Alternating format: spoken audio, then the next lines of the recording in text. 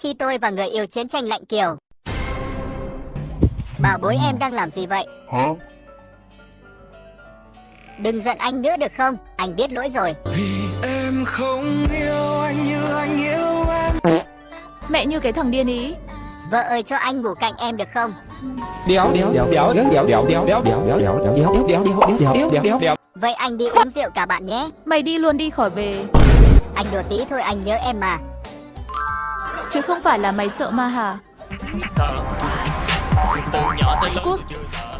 Chưa sợ thì ra ghế sofa ngủ. Mẹ này học ngôn ngữ ký hiệu à? Dấu hiệu của việc xem phim Van The Phồn Vinh quá 180 phút. Thôi ra ngoài ngủ cho lành.